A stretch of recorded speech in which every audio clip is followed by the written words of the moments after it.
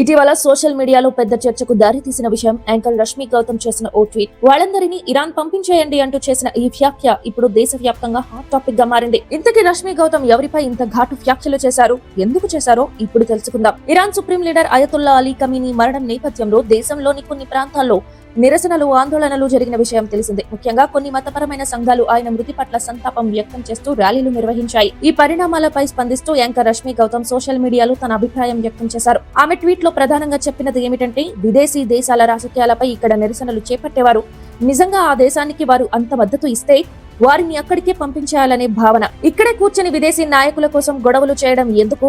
అంత ఇష్టం ఉంటే అక్కడికే వెళ్లి పోరాడండి అని అర్థం వచ్చేలాగా వ్యాఖ్యానించారు. ఈ ట్వీట్ వెలువడిన వెంటనే సోషల్ మీడియాలో రెండు వర్గాలుగా చర్చ మొదలైంది.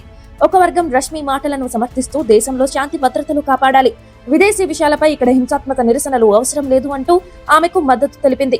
మరొక వైపు విమర్శకులు మాత్రం ఆమె వ్యాఖ్యలు సున్నితమైన అంశంపై అనవసరంగా రెచ్చగొట్టేలా ఉన్నాయని అభిప్రాయపడ్డారు. ప్రస్తుతం ప్రపంచ రాజకీయాల ఉద్రిక్తతలు పెరిగిన నేపథ్యంలో ఇలాంటి వ్యాఖ్యలు మరింత చర్చకు దారితీస్తున్నాయి. ఇరాన్, అమెరికా, ఇజ్రాయెల్ మధ్య ఉద్రిక్తతల నేపథ్యంలో దేశంలోనూ భావోద్వేగాలు పెరిగిన విషయం స్పష్టమే. అలాంటి సమయంలో ప్రజల అభిప్రాయాలు వ్యక్తీకరించడం సహజమే, కానీ ప్రముఖులు చేసే వ్యాఖ్యలు మరింత ప్రభావం చూపుతాయి. ఇక మరో ముఖ్య అంశం సోషల్ మీడియా శక్తి. ఒక ట్వీట్ కేవలం కొన్ని మాటలే అయినా అది లక్షలాది మందికి చేరుతుంది. అభిమానులు, విమర్శకులు, రాజకీయ వర్గాలు అందరూ స్పందిస్తారు. అందుకే ప్రజాదరణ కలిగిన వ్యక్తుల మాటల ఎంపికలో జాగ్రత్తగా ఉండాలనే అభిప్రాయం కూడా వినిపిస్తోంది. రష్మి గౌతమ్ ఈ వ్యాఖ్యలకు ఉద్దేశం ఏమిటి?